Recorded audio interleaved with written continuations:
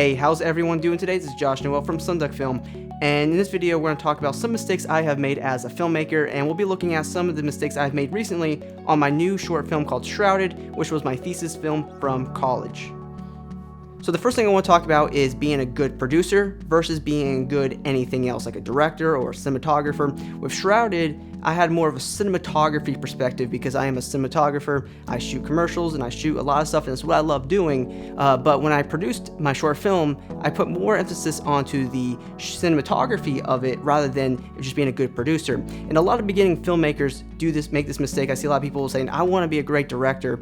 But when you first start making content, you're a producer because you are making the projects happen. No one's going to hand you a directing job when you have nothing to show for. So what you're going to have to do is you're going to have to make your own content, and you're not just a director or you're not just a cinematographer, but you are the producer. And a lot of people will try really hard at one area that they're passionate about. Like for me, I'm a cinematographer. I lean more towards cinematography, and that's just not going to cut it. So you have to be able to overall produce a great piece. You have to care about who's part of your crew, who's part of the cast, what locations you have, making the film happen, the wardrobe, the set. All that's going to matter, and it's not going to matter because you're a great cinematographer. That's not enough.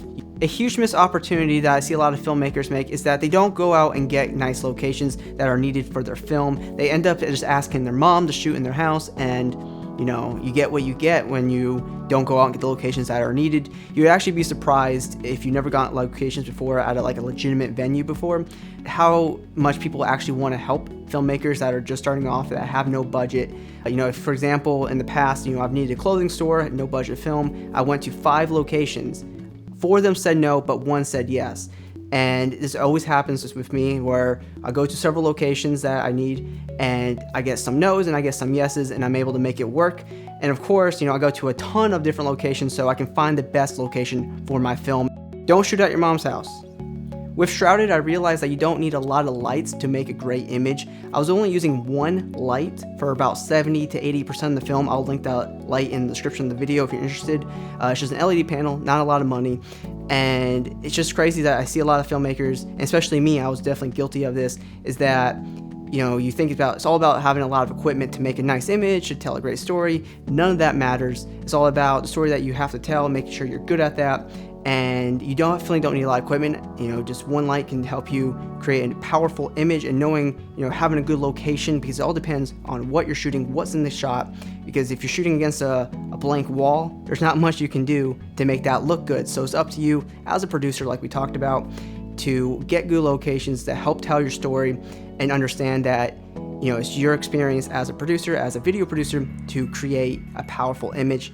Having all the equipment in the world and not knowing how to use it isn't going to help you tell a great story. So tracking markers when you're doing visual effects and compositing work, I forgot to do this, and basically my workflow was extended by a few more hours than I really wished it would have been. And just adding tracking markers if you need to composite like anything in your shot is going to help save you so much time. And if you have that experience with doing compositing and visual effects, go ahead and add those tracking markers when you're shooting videos. It'll save you a ton of time. Perhaps the biggest mistake that I have made was that I took an 80-page script and condensed it down to a 5 to 6 minute short film. And the problem with that is that you're telling this huge story, and you're throwing your characters in there, and you're going from event to event to event without developing those characters correctly and giving time for that. And for a movie that works out great because you have 2 hours to develop these characters, move the story very smoothly.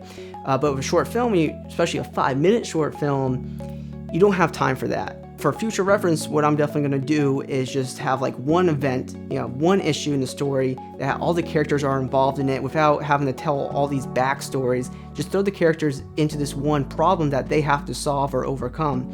So I think that was the biggest issue for me, because all 4 of my main characters in the film had their own issues, had their own motivations. And a 5-minute short film, they didn't, there's not enough time to definitely tell those stories when there's one big issue for the main character that we need to focus on. So short films, 5 minutes, just focus on 1 issue. Try not to have a ton of different characters and cram it together. So those were my filmmaking mistakes. I hope you guys enjoyed this video. Please let me know if you want to see more videos like this. And in the meantime, go ahead and drop a like if you enjoyed the video, subscribe to the channel for more videos just like this, and please be sure to hit me up on my social media networks. Those links are in the description of this video. And as always, thank you so much for watching the video, and I hope you have a good day.